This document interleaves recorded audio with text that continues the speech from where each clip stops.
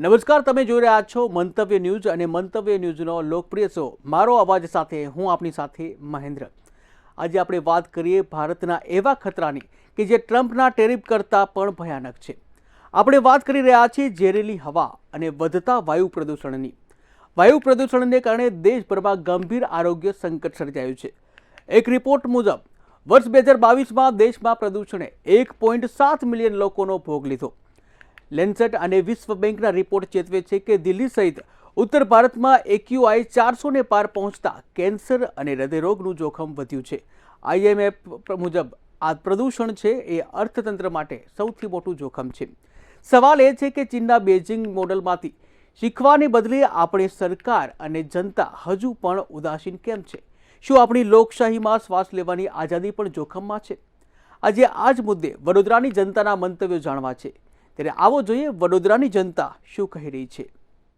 व्यापारને લઈને ચર્ચાઓ થતી હોય છે, ઇકોનોમીને લઈને ચર્ચાઓ થતી હોય છે, પરંતુ પ્રદૂષણને લઈને ચર્ચાઓ નહીં થતી હોય। પણ આ પ્રદૂષણને કારણે કેટલીક વાર સ્વાસ્થ્ય પર અસર તો કેટલીક વાર વેપારમાં થતા જે ઉત્પાદકો છે એને પણ અસર થતી હોય છે। હાલ સુરત ખાતે કેટલાક મહાનુભાવો આપણી સાથે જોડાયા છે। આપણે એમનીથી જ વાત કરીને જાણીએ ભારતની આર્થિક વૃદ્ધિ માટે બહારની ટેરિફ્સની તુલનાએ આંતરિક પ્રદૂષણ અનેક ગણું વધારે છે। સ્થાયી જોખમ ઊભું થયું છે અને આપ કઈ રીતે જુઓ છો? નૈનેશભાઈ, આપથી શરૂઆત કરવા માંગીશ। આપ કઈ રીતે જુઓ છો? ઘણીવાર વેપારમાં પણ તકલીફ આવતી હોય છે, તો ઘણીવાર ટેરિફ અને એની પ્રદૂષણની તુલના કરો, આ બંનેની વચ્ચે આપણે શું કહી શકીએ? આ ટેરિફને લઈને જે ઉદ્યોગોમાં અત્યારે જે વાતાવરણ સાનુકૂળ નથી અને જે બિઝનેસ પર એની અસર થઈ છે, અને પર્યાવરણને અનુકૂળ જો બિઝનેસ હશે તો બિઝનેસ ગ્રો થવાનો જ છે। અને જે આજે ટેરિફને લઈને જે દુનિયામાં જે અસમંજસ અનુભવાય છે, અને જો પર્યાવરણ એને અનુકૂળ હશે તો આવતા વર્ષોમાં પણ આપણે કદાચ ટેરિફ હશે પણ પર્યાવરણ અનુકૂળ હશે તો આપણે એને બિઝનેસને ગ્રો કરી શકીશું, અને આજે બીજા દેશોમાં પણ આપણે એનો TRQથી આપણે એને બિઝનેસ ગ્રો કરીને બિઝનેસ વધારી શકીશું। ચોક્કસથી એને ગ્રો કરીને બિઝનેસ વધારી શકીશું, પરંતુ બિઝનેસ વધારવા માટે પણ સારું સ્વાસ્થ્ય જરૂરી છે। એના માટે સારું જે વેધર કહી શકાય, વાતાવરણ કહી શકાય એ જરૂરી છે। પણ પર્યાવરણ માટે ચર્ચા વેપારમાં પણ કોઈ દિવસ નથી થતી, પણ પર્યાવરણ ક્યાંક ને ક્યાંક અસર કરે છે। આપણી વાત સાચી છે કે જે રીતે અત્યારે ટેરિફ જે વધાર્યું અમેરિકાએ, જેના કારણે ડાયમંડ ઉદ્યોગ છેલ્લા 2 વર્ષથી મરણ પથારી હોય એના કારણે મોટી ડાયમંડ ઉદ્યોગમાં એક તકલીફ આવી ગઈ છે। સાથે સાથે આપ જે પર્યાવરણની વાત કરી રહ્યા છો, પર્યાવરણ જ્યારે મોટામાં મોટો ખતરો અત્યારે પર્યાવરણનો સમગ્ર દેશની પણ સમગ્ર દુનિયામાં ઊભો થયો છે। જો પર્યાવરણ દરેક દેશના સારા નહીં હશે તો કોઈપણ વેપાર માટે કોઈપણ વ્યક્તિ ક્યાંય જતો હશે તો ચોક્કસ એ અટકશે અને એની મોટી અસર આવનાર દિવસોમાં બિઝનેસ પર પડશે। માટે આજે સ્વાસ્થ્ય માટે પર્યાવરણની ખૂબ જરૂર છે। સરકારથી લઈને જે કંઈ તંત્રો હોય એ લોકોએ અત્યારે પર્યાવરણને ખૂબ ધ્યાન રાખવાની જરૂર છે, અને ટેરિફના કારણે તો હું કહીશ કે ખરેખર અત્યારે આખો ધંધો બિલકુલ મરણ થયો છે, અને સરકારે આ દિશામાં આગળ વધીને ઉદ્યોગોને કેવી રીતે બચાવવા અને પર્યાવરણ કેવી રીતે બચાવવું એ દિશામાં સારામાં સારું કામ કરવાની જરૂર છે। આપ એક બિઝનેસમેન છો, હું આપથી એ પણ જાણવા માંગીશ। આપે પોતે કીધું કે સરકારે પર પર્યાવરણને સાથે રાખીને ક્યાંક સુરક્ષાની જરૂર છે, પણ વેપારમાં પણ પ્રદૂષણની આની અસર થતી હશે ખરી ને? ઉત્પાદકોમાં કે અમુક જે ચીજ વસ્તુ હોય, આપણે ત્યાં મિલો પણ ચાલે છે, એમાં ઉત્પાદનમાં શું, જ્યાં મિલો ચાલે છે ત્યાં પોલ્યુશન વધારે થાય। એક જો ડાયમંડ ઉદ્યોગની વાત કરીએ તો ત્યાં પોલ્યુશન નથી, પણ જ્યાં મિલો ચાલે છે, બીજા ઘણા બધા આવા સેક્ટરો છે કે જ્યાં પોલ્યુશનનું પ્રમાણ ઘણું બધું છે। આજે જોઈએ તો સુરતની અંદર લગભગ 350 જેટલું પોલ્યુશન થાય છે, એટલે દિલ્હીની નજીક છે, તો ખૂબ ચિંતાનો વિષય છે। અને જો આમાં સ્વાસ્થ્ય બગડશે તો કામદારો પણ અટકશે અને એના મોટી અસર ઉદ્યોગો પર પડશે। કામદારો પણ અટવાશે, મોટી ઉદ્યોગો પર પડશે। આપથી વાત કરીને જાણવા માંગીશ, જે રીતના અને ટેરિફની તુલના કરવામાં આવી છે, વેપારને પણ અસર, આપ કાપડ ઉદ્યોગકાર છો, વર્ષો વર્ષથી આ વેપાર કરો છો, આપ કઈ રીતે જુઓ છો? હા, અસલમાં આપણે કહીએ એ બંને મોટા ફેક્ટર છે। આપણે પર્યાવરણને ઇગ્નોર કરીએ છીએ એ બિલકુલ જ ખોટી વાત છે। હાલમાં ઘણી વખત એવું બી સાંભળવામાં આવે છે કે જો મિલો છે એ લોકો કપડાની ચિંદીઓ હળકાવે ને એ બધી વસ્તુ આ તરીકેની હળકાય, એનાથી પર્યાવરણ બહુ વધારે બગડી જાય છે. અને એના લીધે જે સ્વાસ્થ્ય છે, જે મજદૂર હોય યા કોઈ માસ્ટર હોય યા કોઈ શેઠ હોય, એનો બી સ્વાસ્થ્ય બગડશે. અને એનો સીધો અસર જે છે એ પ્રોડક્શન પર પડશે, કેમ કે એ બીમાર થશે યા એનું સ્વાસ્થ્ય બરાબર નહીં હશે તો એમાં કોસ્ટ બી ઇફેક્ટિવ થશે અને એનું સ્વાસ્થ્ય બી બગડશે. અને જે બીજી સાઈડ આપણે ટેરિફની વાત કરીએ તો એ તો બહુ મોટો અસર જ છે. આજ મારી જે વસ્તુ 100 રૂપિયામાં વેચાતી હતી અને સામેવાળાને 50% ટેરિફ વધેલો હોય અને 150માં મળે તો કોઈ લેવાનું નથી. એનાથી અસર એ થશે કે જે મારી ઇન્ડસ્ટ્રી છે, જે પ્રોડક્શન કરે છે, એ કન્ટ્રી ઉપર નિર્ભર હતી અને એના માટે અમે જાન લડાવીને રિઝનેબલ રેટ અને પરફેક્ટ વસ્તુ આપી, એ અમને મારી નાખી.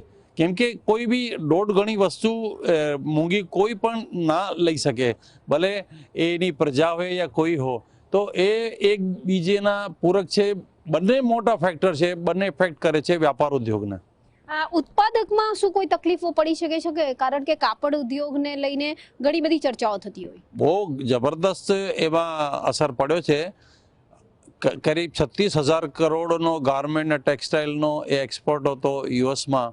જે લોકો એક્સપોર્ટ કરતા હતા એના જે કમ્પેરિઝનમાં આપણે કહીએ તો પછી બાંગ્લાદેશ મોકલશે, થાઈલેન્ડ મોકલશે, ઇન્ડોનેશિયા મોકલશે, કેમ કે એના ઉપર ટેરિફ ઓછો છે. તો સીધી અસર પડી છે. આ લોકો પાસે ઘણી ઇન્વેન્ટરી ઊભી થઈ છે. આ લોકોની ટર્નઓવર હતી એ રૂકી ગઈ છે અને બેકલોગ પેમેન્ટ એટલો વધી ગયો છે કે જે એને સપ્લાય કરતા હતા એ પણ બહુ પરેશાનીમાં આવી ગયા છે. સુરતના પ્રદૂષણને લઈને શું કહેવું છે? આમ તો ભારત દેશની અંદર જ છે, પણ સુરતમાં પણ હવે ઘણું વધી ગયું હોય પ્રદૂષણ એવું લાગે. સુરતમાં બી ઘણો વધી ગયો છે. એક આપણે સાચો અને કડવો સચ છે, જ્યાં આપણી કોર્પોરેશનની લિમિટ આપણે છે, આપણે અંદરની જ વાત કરીએ ને, હાલમાં બી ઘણા ડાઇંગ હાઉસ ચાલે છે. ત્યાંથી કોયલા, રાખ અને ધુમાડો કેટલો નીકળે છે અને લોકો ત્યાં રહે છે. એ કેવી રીતે ચલવે છે એ સમજ નથી પડતી અમને. આપે કીધું કોયલા, રાખ ને તમામ વસ્તુઓ મિલોની એની અંદરથી હોય છે. આમ એક આંકડો જોવા જઈએ તો લાખો લોકો આ પ્રદૂષણને કારણે મોત પણ પામતા હોય છે. અસલમાં એની જે બહુ ધીમી હોય છે, લોકો રિયલમાં સમજી શકતા નથી. આજે કોઈ અસ્થિમાં મારે 10, 20, 25 વર્ષ થવાની હોય અને આ વાતાવરણમાં હું રહું તો 1, 2, 3 વર્ષમાં થઈ જાય, પણ એને ફેક્ટર આ માટે નથી ગણી શકતા કે અભણ છે, આ લોકોને ખ્યાલ નથી આવતો. આપણે કોઈ ધુમાડો હોય, કોઈ આગ લાગી હોય તો આપણે ઊભા રહી શકીએ નથી, કારણ એ કાળો હોય છે અને અમને લાગે છે. પરંતુ એ જે છે ને રિયલ પ્રદૂષણ આપણા ફેફડામાં જાય છે અને એને બધાને નુકસાન કરે છે અને અમારી પરફોર્મન્સ બિલકુલ ખરાબ કરે છે. એનાથી સૌથી મોટો અગર આપણે નુકસાન કહીએ છીએ ને તો સરકારને છે. સરકાર બધાને આયુષ્માન કાર્ડ આપી દીધા છે, મફતમાં જ આપ્યો છે ને, તો વજન કેના ઉપર આવે છે? સરકાર પર બી આવે છે. લોકોના ટેક્સના પૈસાથી જ આ લોકો આરોગ્ય માટે આપે છે ને, તો એ લોકો બીમાર પણ પડે છે. તો સરકારને તો એકદમ ચોક્કસ એકદમ અલર્ટ થવું જોઈએ કે આ પ્રકારની કોઈ બી પ્રદૂષણની સ્થિતિ જ્યાં બી થાય અને પૈસા મારા લાગે તો એ ના ચાલવી જોઈએ. વાત સાચી છે. શું કહેવું છે? આપણે અત્યારે સૌ પ્રથમ ટેરિફની વાત કરીએ તો ટેરિફમાં જે ટોટલ જેમ એન્ડ જ્વેલરી સેક્ટરનું જે એક્સપોર્ટ થાય છે, જે આપણા ભારત વર્ષમાં જે એક્સપોર્ટ થાય છે એનું 35% એક્સપોર્ટ આપણું યુએસમાં થતું હતું. એને કારણે એને સીધો ફટકો આપણે ઇન્ડસ્ટ્રીને પડ્યો છે. કારણ કે અત્યારે જોઈએ તો સદંતર આપણું એક્સપોર્ટ યુએસ તરફી બંધ થઈ રહ્યું છે. પણ સરકારશ્રીએ જે અત્યારે એફટીએ થ્રુ બીજા દેશો સાથે આપણે જે દ્વાર ખોલ્યા છે એને લીધે ચોક્કસ જ એનું પરિણામ મળશે, પણ એનું પરિણામ મળતા હજી વાર લાગશે. અને તેને કારણે જે આપણું અત્યારે એક્સપોર્ટનું જે અત્યારે ડાઉનગ્રેડ થયું છે આ વર્ષમાં જોઈએ તો એક્સપોર્ટ અત્યારે ટોટલી જો 35% જો આપણું ટોટલ અમારે જેમ એન્ડ જ્વેલરી સેક્ટરનું જો એક્સપોર્ટ આજે ટોટલી જો બંધ હોય તો એનો સીધો ફટકો ઇન્ડસ્ટ્રીને પડે છે. દિનેશભાઈ, એક વાત પૂછવા માંગીશ. ટેરિફ તો એક કારણ છે જ, પણ વ્યક્તિ દીઠ પણ આ પ્રદૂષણ ક્યાંક અવરોધ થઈ રહ્યું છે ખરું? ચોક્કસ જ અત્યારે જે વાત થઈ કે દિલ્હીની આપણે તુલનામાં આપણું શહેરનું પ્રદૂષણ કે ગુજરાતનું કે સુરતનું પ્રદૂષણ જે એકદમ હાઈ લેવલ પર ગયું છે, એનાથી ઇન્ડસ્ટ્રી દરેક ઇન્ડસ્ટ્રી આવી જાય. એમાં ટેક્સટાઇલ આવી ગઈ, જેમ એન્ડ જ્વેલરી સેક્ટર આવી જાય, કારણ કે જેમ એન્ડ જ્વેલરી સેક્ટરમાં પણ અમુક હદે જ્યારે પણ ઓર્નામેન્ટ્સ જ્યારે બનાવવામાં આવે છે ત્યારે જ્યારે એસિડનું જ્યારે કામ વર્ક આવે છે ત્યારે જે પ્રદૂષણ થાય છે એ ઘણું બધું હાઈ લેવલ પર એ નુકસાન કરતા છે.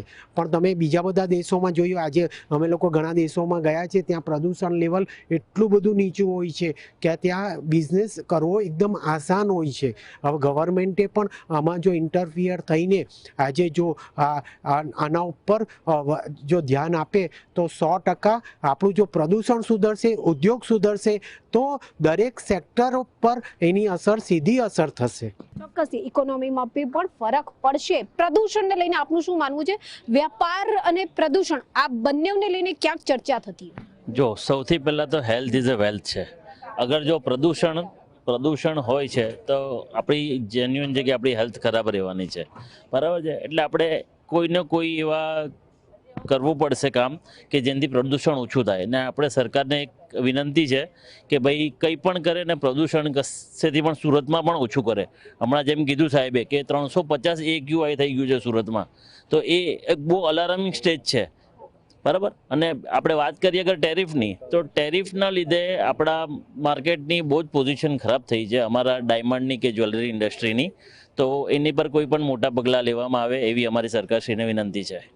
વાત તદ્દન સાચી છે, વ્યવહારિક છે કે એક પ્રદૂષણનો મુદ્દો પણ ચર્ચામાં છે. તો બીજો ખાસ કહી શકાય કે ટેરિફ અને પ્રદૂષણ વચ્ચેની જે આંતરિક જે સરખામણી કરવામાં આવે ને, તો ટેરિફ લઈને પણ ઉદ્યોગકારો ક્યાંક કોઈ પણ સહાય, મદદ અથવા તો એનું સોલ્યુશન લાવવાની વાત કરી રહ્યા છે. તો સાથે પ્રદૂષણ પણ સરકારે ક્યાંક ધ્યાન આપવું જોઈએ એવી પણ ચર્ચા થઈ રહી છે. કેમેરા પર્સન સોએબ શેખની સાથે રાબિયા સાલે, મંતવ્ય ન્યૂઝ, સુરત. તો આ જ મુદ્દે વડોદરાની જનતાના મંતવ્ય શું છે, આવો જોઈએ. હાવર્ડ યુનિવર્સિટીના પ્રોફેસર અને IMFના ભૂતપૂર્વ અર્થશાસ્ત્રી ગીતા ગોપીનાથે એક ચેતવણી આપી છે. એ ચેતવણી છે કે ભારતની જે આર્થિક વૃદ્ધિ છે તેમાં પ્રદૂષણ આંતરિક જોખમ સમાન સાબિત થશે. ખાસ કરીને વાત કરીએ તો હાવર્ડ યુનિવર્સિટીની પ્રોફેસર અને ઇન્ટરનેશનલ મોનેટરી ફંડ એટલે IMFના ભૂતપૂર્વ મુખ્ય અર્થશાસ્ત્રી ગીતા ગોપીનાથે ચેતવણી આપી છે. ભારતની આર્થિક વૃદ્ધિ માટે પ્રદૂષણ સૌથી મોટો આંતરિક જોખમ છે. વર્લ્ડ ઇકોનોમિક ફોરમ 2024માં ભારતના ભવિષ્ય અંગે ગંભીર ચિંતા વ્યક્ત કરવામાં આવી છે. ટેરિફ કરતાં પણ પ્રદૂષણ વધુ સ્થાયી અને અનેક ગણું નુકસાનકારક હોવાનું તેમણે જણાવ્યું છે. પ્રદૂષણથી આરોગ્ય ખર્ચો વધે છે અને ઉત્પાદકતા ઘટે છે. દર વર્ષે લગભગ 17 લાખ મોત કાર્યબળ પર મોટો ફટકો છે. ખાસ કરીને વાત કરીએ આ જ મુદ્દાને લઈને તમામ મહાનુભાવ વિશેષ ઉપસ્થિત છે અને આપણે તેમની સાથે તેમનું મંતવ્ય આ મુદ્દે જાણીશું. જી, શું કહેવા માંગશો? જો આપણે જોવા જઈએ, જે વડોદરા શહેરનું નામ છે, જેના પરથી વડોદરા વખણાય છે, વડ, તો વડ ક્યાં છે આજે વડોદરામાં? વડોદરા જેના પરથી નામ પડ્યું એ વડને અત્યારે વડોદરામાં શોધવા જવા પડે. કહેવાનો મતલબ એ છે કે બધી જ વસ્તુની ભૌતિક સમૃદ્ધિની ધ્યાન રાખવામાં આવે છે, પરંતુ જે જીવવા માટે જરૂરી વસ્તુ, બેઝિક હવા, જે શુદ્ધ ઓક્સિજન જો આપણને નહીં મળે તો જીવશું કેવી રીતે? બધું જ આપણે ગાડી બંગલા બધું કરી નાખ્યું, બધી સુખ સુવિધા ઉભી કરી દીધી, પણ હવા જ પ્યોર નથી. જો જઈએ તો 2020ના આંકડા પ્રમાણે અને 2026 અત્યારે જાન્યુઆરીમાં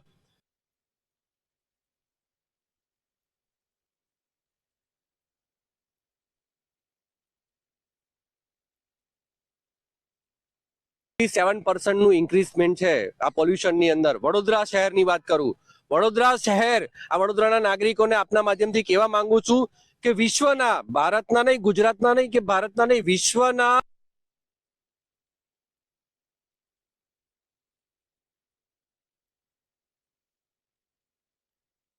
સૌથી પોલ્યુટેડ સિટીની અંદર વડોદરાનો નંબર આવી ગયો છે.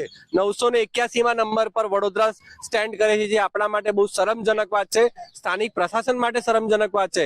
જો આનો ઉકેલ તાત્કાલિક વહેલી ધોરણે આની ચિંતા નહીં કરવામાં આવે તો નાગરિકોને જીવવાનું મુશ્કેલ થશે. જીવશે કેવી રીતે? વડોદરાના જે 9 થી 10 પોઈન્ટ છે એની અંદર 50%થી વધારે પોઈન્ટ ઉપર 300થી વધારે AQI બતાવે છે. ધેટ મીન્સ એ હેઝાર્ડસ કેટેગરીમાં આવે છે. અત્યારે પણ તમે ઓનલાઈન ખાલી સર્ચ કરશો AQI વડોદરા, ક્વોલિટી છે એક જે સ્ટેન્ડ બનાવેલા છે 9 થી 10 એ તમામે તમામ પુઅર છે. ઓલમોસ્ટ બધા 120 અબાવ છે જે પુઅર કેટેગરીની અંદર આવે છે. તો વહેલી તકે આની અંદર પ્રશાસને વિચારવું જોઈએ. જો ખરેખર નાગરિકના સ્વાસ્થ્યની ચિંતા હોય સરકારને તો આ બાબતે બહુ ગંભીર રીતે અત્યારથી વિચારવું જોઈએ. જો અત્યારે નહીં વિચારવા આવે તો એના બહુ માઠા પરિણામ વેઠવા માટે તૈયાર રહેવું પડશે. ખાસ કરીને વાત કરીએ તો વર્લ્ડ ઇકોનોમિક ફોરમ એવી મોટી જગ્યા પર મંચ પર જઈને આ કહેવાનું, ત્યારે જઈને આપણને ખબર પડે કે આવી રીતની આ ગંભીર પરિસ્થિતિ છે. શું કહેશો?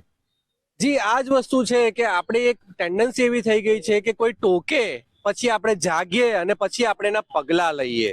આ ટેન્ડન્સી આપણને ક્યાંક ને ક્યાંક પાછળ રાખી રહી છે. આજે ચાઇના, જાપાન એ બધા જુઓ તો શિક્ષણની અંદર એમના 80% બજેટ એ લોકો શિક્ષણની અંદર ફાળવે છે. આપણને કોઈ ટકોર કરે કે શિક્ષણ કેટલું નબળું છે, જો સરકારી સ્કૂલ પડી ગઈ છે, જો તમે ઠીક કરવા જાઓ, આપણને કોઈ ટકોર કરે પછી આપણે જાગવાનું, પછી આપણે ઠીક કરવા જઈએ.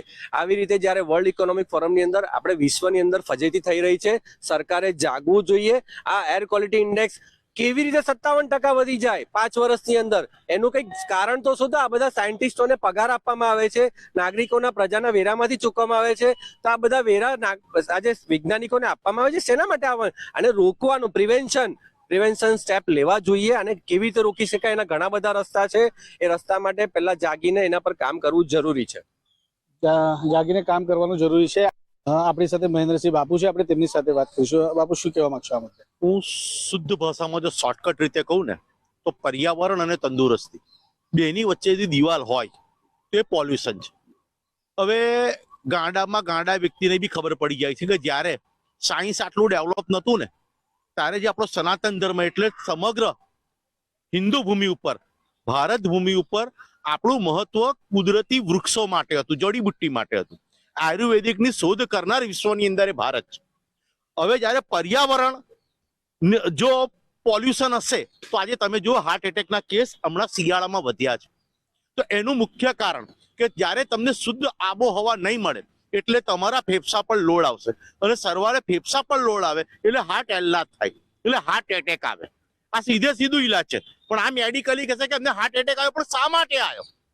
ખોરાક જેટલો ઇમ્પોર્ટન્ટ છે એનાથી વિશેષ આપણને પોલ્યુશન એટલે કે હવા શુદ્ધ જોઈએ.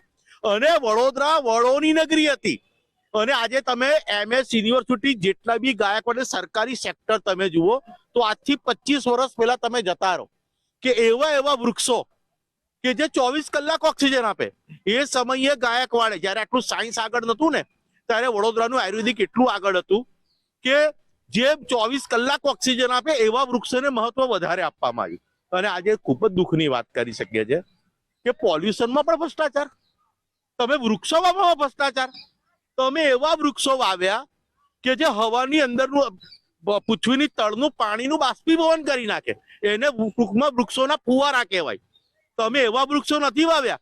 અત્યારે હું કહીને થાક્યા અમે લોકો જે પર્યાવરણના પ્રેમીઓ છે એ બિચારાઓ જયારે યુનિટી બનાવી અને એક સંગઠન બનાવીને જયારે એમણે પ્રચાર કરવાનો પ્રયાસ કર્યો કે તમે આ વિદેશથી લઈને વૃક્ષો શા માટે લાવો છો, ભારત વર્ષમાં છે. પણ આ લોકોને આમાં પણ કૌભાંડ કરવું છે, પણ કૌભાંડકારીઓને ખબર નથી કે તમારા આવનાર બાળકોની તંદુરસ્તી હશે ને તો તમે સારા અને સાચા કુલદીપકના સપના જોઈ શકશો.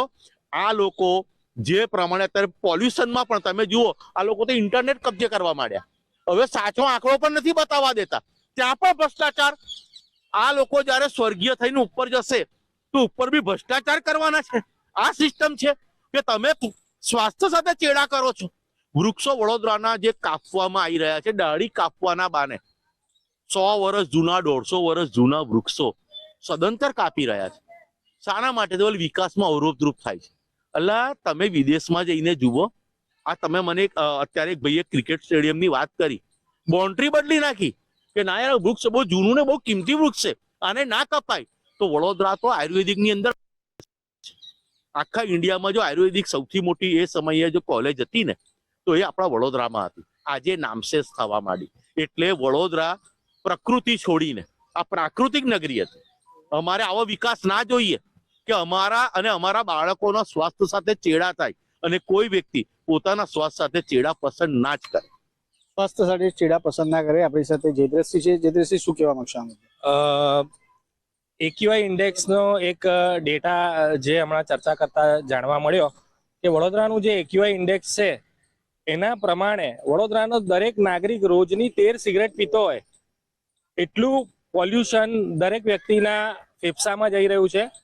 એટલે એક્યુઆઈ પર ખરેખર બહુ સારી રીતે કામ કરવું જોઈએ. ખાલી ને ખાલી દિલ્હી પર હોવા મચાવો છો, પણ મારા મિત્રએ હમણાં જેવી રીતે કહ્યું કે વડોદરા 981માં નંબરે આવ્યું છે, તો કઈ આ ખુશી થવાની કે તાલીઓ પાડવાની વાતો નથી. વડોદરાના નગરજનોને સ્વાસ્થ્ય મળે, સુવિધા મળે, એ બધું જોવું સરકારનું કામ છે.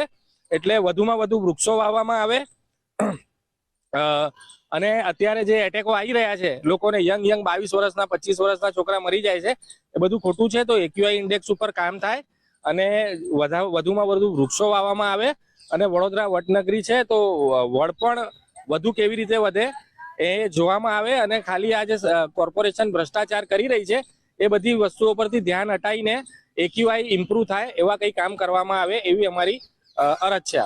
ચોક્કસથી એટલે જોવા જઈએ જે પ્રમાણે હાવર્ડ યુનિવર્સિટીના પ્રોફેસર શાસ્ત્રી છે ગીતા ગોપીનાથે જે પ્રમાણે જે ચિંતા વ્યક્ત કરી છે, જે ચેતવણી આપી છે કે ભારતનું જે પ્રમાણે વૃદ્ધિ થઈ રહી છે તેના માટે સૌથી મોટું આંતરિક જોખમ જે છે તે પ્રદૂષણ છે, તેને લઈને જ તમામ મહાનુભાવો દ્વારા પોતાનું મંતવ્ય રજૂ કરવામાં આવ્યું છે. કેમેરામેન કેતન શિંદે સાથે સત્યમ નેવાસકર, મંતવ્ય ન્યૂઝ વડોદરા. ત્યારે આ જ મુદ્દે અમદાવાદની જનતાના મંતવ્ય શું છે, આવો જોઈએ. પ્રદૂષણ તો વ્હીકલનું પણ ઘણું છે અને અત્યારે તો બધું આ અમદાવાદની અંદર આજુબાજુ બધું કામ ચાલુ છે. રોડ ખોદાય છે, એનો ડસ્ટ બધો ઉડે છે. અને આરટીઓ વાળાએ પણ અને અનિવન રાખવું જોઈએ. વ્હીકલ જે છે બધા એ અનિવન રાખે તો પણ ચાલે. એટલે 1 તારીખે 1 નંબર ને 2 નંબર હોય તો લાગે છે અંકલ કે હવે દિલ્હી જેવી સ્થિતિ અમદાવાદની થઈ ગઈ છે, કારણ કે અમદાવાદમાં એક્યુઆઈ 350 અમુક વાર 400 ને પણ પાર થતો હોય છે. એટલે આ એર ક્વોલિટી ઇન્ડેક્સ છે એ દિવસે ને દિવસે હવે વધી રહ્યો છે. પણ એ લગભગ છેલ્લા 1-2 વર્ષથી જ અમદાવાદમાં વધ્યું છે. દિલ્હીમાં તો આના કરતાં ઘણી ખરાબ પરિસ્થિતિ છે. અને એ વખતે તો બીજા પક્ષના લોકો કામ કરતા હતા એટલે હવે ખબર નથી પડતી. પણ અમદાવાદની અંદર કોર્પોરેશન અને આ આરટીઓ વાળાઓએ પણ આની અંદર કંઈક કરવું જોઈએ. અચ્છા, દેશમાં જે કુલ મોત થતા હોય છે એમાં 18% મોત આ પ્રદૂષણના કારણે થઈ રહ્યા છે. આંકડો વાત કરીએ તો 17 લાખને ઉપર થયો છે. 17 લાખ લોકોના મૃત્યુ પ્રદૂષણના કારણે થઈ રહ્યો છે, હવા પ્રદૂષણના કારણે. મૃત્યુ દર તો હવે આપણને એ લોકો પોપ્યુલેશનના હિસાબે ગણતા હોય એ પ્રમાણે જ ખબર પડે. પણ તમને લાગે છે કે આંકડો બહુ મોટો છે? આ ઘણો મોટો છે. તમારા હિસાબથી આપણે પ્રદૂષણ અટકાવવા શું કરી શકાય? એ તો અવેરનેસ પોતાની જ હોવી જોઈએ, પબ્લિકની થોડી, અને થોડી ગવર્મેન્ટની હોવી જોઈએ, અને આરટીઓ અને કોર્પોરેશન, અમદાવાદ કોર્પોરેશનની પણ જવાબદારી ખરી આમાં. એમ એવું લાગે છે કે સરકાર અમુક આ બધા જે પ્રયાસો કરવા જોઈએ એમાં નબળી પડી રહી છે, અથવા તો આ એક્યુઆઈ વધી રહ્યો છે એને રોકી નથી શકતી, કે કેમિકલ જે ઉત્પન્ન કરે છે કંપનીઓ અને જે હવામાં કેમિકલ છોડે છે એ લોકોને નાથવામાં ક્યાંક નિષ્ફળ રહી છે? ગવર્મેન્ટ થોડું ઘણું તો કરી રહી છે, પણ કોર્પોરેશને પણ થોડું અંદર વધારે પડતું એ કરવું જોઈએ. એમ લાગે. એવું લાગે છે કે ખાલી વૃક્ષો વાવવાથી આપણે પ્રદૂષણને અટકાવી શકાય? બીજી ઘણી બધી વસ્તુ છે, જેમ કે તમે કીધું કે વાહનો જે છે એનું પ્રમાણ વધી રહ્યું છે. આ સાથે જો વાત કરવામાં આવે તો અત્યારે હાલ જે રિયલ એસ્ટેટ કંપનીઓના જે કામકાજ ચાલી રહ્યા છે, આ બધી વસ્તુના કારણે પ્રદૂષણ વધ્યું એવું લાગે છે, અને ધુમ્મસ પણ બહુ વધારે હોય છે. એ તો ઋતુના પ્રમાણ હોય. ધુમ્મસ તો પણ જે આ પ્રદૂષણ જે વધારે ફેલાય છે એને માટે પણ પ્રયત્ન કરવા જોઈએ ને. ગવર્મેન્ટ તો એનાથી થાય એટલું કરે છે, પણ આપણે પબ્લિકે પણ એનું ધ્યાન રાખવું જોઈએ. એમ અંકલ, તમારી જોડે વાત કરીશું. તમને શું લાગે છે જે પ્રમાણે દિવસે ને દિવસે હવાનું પ્રદૂષણ વધી રહ્યું છે, એર ક્વોલિટી ઇન્ડેક્સ 350 ને પાર, ઘણીવાર તો 400 ને પાર થયો, 40થી ઉપર જાય એટલે એ હવા જે છે તે જોખમી કહેવાય, સ્વાસ્થ્ય માટે હાનિકારક કહેવાય? કુદરત સાથે ચેડા કરો તો માણસે ભોગવવાનું છે એ નક્કી છે. એક તો એક બાજુ વૃક્ષો કપાય છે, વૃક્ષારોપણ થાય છે ખરું, પણ એ વૃક્ષારોપણ થયા પછી કેટલા વૃક્ષ ઉછરે છે એનું કોઈ ધ્યાન રાખે છે? નથી રાખતું. બીજું કે કેમિકલ જે ઉત્પાદન અમેરિકન કંપનીઓએ બંધ કર્યું છે એ કેમિકલ ઉત્પાદન ઇન્ડિયાની કંપનીઓએ ચાલુ કર્યું છે, અને એનું પ્રદૂષણ હવામાં જાય છે. જીપીસીપીનું બિલકુલ કામગીરી નિષ્ફળ ગયેલી છે. જીપીસીપીનું કામ ક્યાંય દેખાતું જ નથી એવું લાગે છે. નથી, અને તમામ પ્રદૂષણવાળું પાણી આજે સાબરમતી નદીમાં છોડવામાં આવે છે એને પણ રોકી શકતા નથી. એટલે સરકાર બિલકુલ નિષ્ફળ ગયેલી છે આમાં. અને વૃક્ષારોપણ દરેક વ્યક્તિએ એક વૃક્ષ રોપવું એવું ફરજિયાત કરવું જોઈએ, તો જ આ પ્રદૂષણનો નિકાલ થાય. કે આ એક્યુઆઈ વધી રહ્યું છે અને રોકવા માટે થઈને આપણે એઝ અ નાગરિક તરીકે શું કરવું જોઈએ? આપણે નાગરિક તરીકે એક તો વૃક્ષારોપણ કરવું જોઈએ અને દરેક વ્યક્તિએ પોતાની જવાબદારી સમજી અને ઘરની આજુબાજુ 4-5 વૃક્ષ ઉછેરવા જોઈએ કે જે ઓક્સિજન આપે આપણને. એક આંકડો સામે આવ્યો છે જેમાં આખા દેશના લગભગ 17 લાખ લોકોના મૃત્યુ આના કારણે થઈ રહ્યા છે, પ્રદૂષણના કારણે થઈને. તો આ બહુ એક મોટો આંકડો નથી લાગી રહ્યો? મોટો આંકડો તો છે જ, પણ કુદરત સાથે ચેડા કરશો તો એ તો ભોગવવું જ પડશે. મૃત્યુ વહેલું આવશે. આ ફ્રેશ ઓક્સિજન ન મળે માણસને તો ફેફસા ધીરે ધીરે નબળા પડે. તમારા હિસાબથી હવે આ પ્રદૂષણને નાથવા માટે થઈને આપણે શું કરી શકીએ? પ્રદૂષણને નાથવા માટે થઈને પહેલાં એક સ્કૂટર નોંધાવો તો 5 વર્ષે નંબર લાગતો હતો. અત્યારે ઓન ધ સ્પોટ વ્હીકલ મળી રહ્યા છે. બરાબર છે. એક તો ફરજિયાત મહિનામાં 2 વાર વ્હીકલ બિલકુલ બંધ કરવા જોઈએ. 2 તારીખ એવી નક્કી કરવી જોઈએ કે દરેક વ્યક્તિએ ટ્રાન્સપોર્ટેશનનો જ ઉપયોગ કરવો જોઈએ અને પોતાનું વ્હીકલ બંધ કરવું જોઈએ. અથવા ફેક્ટરીએ જતા આવતા પોતે એકલા ન જાય અને સાથે બીજાને લઈ અને 5 સીટેડ હોય તો 5ને લઈ અને ઉતારતા જાય, એવું કંઈ કરવું જોઈએ. વાયુ પ્રદૂષણના કારણે થઈને અત્યાર સુધીમાં આખા દેશમાં 17 લાખ લોકોના મોત થયા છે. હવે આ મોતનો જે આંકડો છે બહુ મોટો છે અને જે પ્રમાણેની સ્થિતિ દિલ્હીમાં હતી એવી સ્થિતિ હવે અમદાવાદમાં થઈ રહી છે. એટલે સરકારે જાગવાની જરૂર છે અને એક્યુઆઈ ઓછો થાય અને આ કેમિકલ જે હવામાં છોડવામાં આવી રહ્યું છે તે બંધ થાય, તેના માટે થઈને ચોક્કસપણે પગલાં લેવા જોઈએ તેવી અત્યારે હાલ જનતા જે છે તે ડિમાન્ડ કરી રહી છે. કેમેરા પર્સન કુણાલ સાથે અનિતા પરમાર, મંતવ્ય ન્યૂઝ, અમદાવાદ. તો મારો અવાજમાં હાલ બસ આટલું જ. વધુ સમાચાર માટે જોતા રહો મંતવ્ય ન્યૂઝ. નમસ્કાર.